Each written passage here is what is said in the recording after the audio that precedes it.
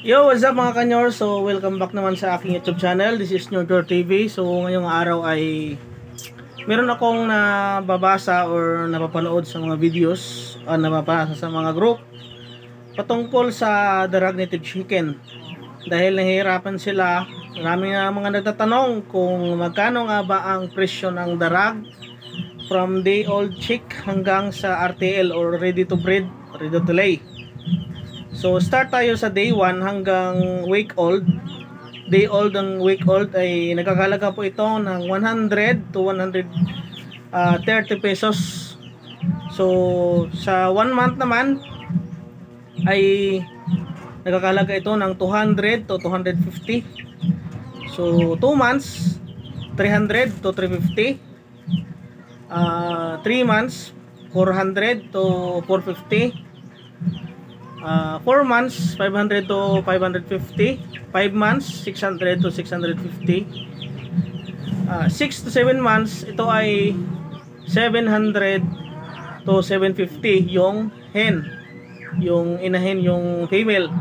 Pero sa roster naman ay nagkakahalaga ito ng 800 to 850. Pagdating naman sa matured na manok, yung inahin natin yung laying na ay halaga po ito ng 800 to 850. Yung roster naman ay 850 to 1,000 depende po sa lahi at depende sa edad.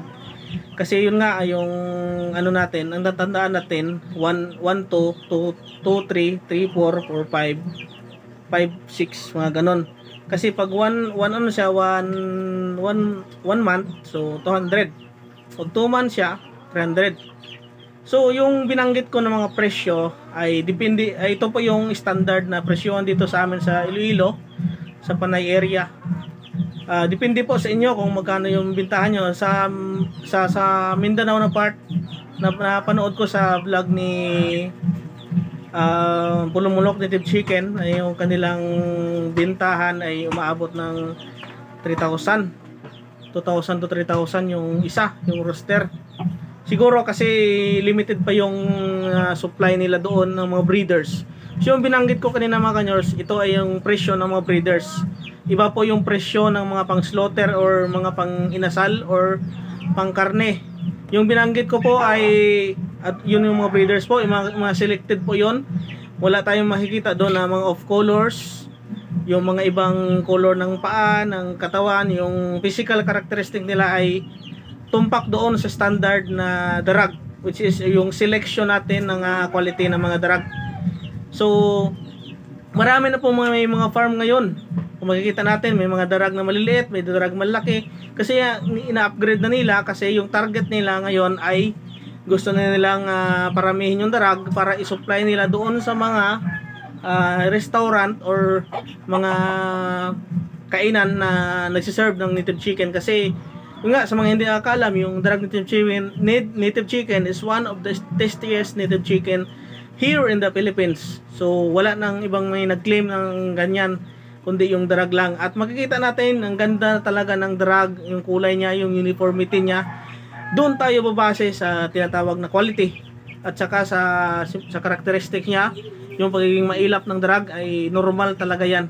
Hindi katulad sa mga heritage chicken or oriental fowls na medyo ano sila, domesticated na sila, madali na silang mapaamo or madali silang lumapit sa tao.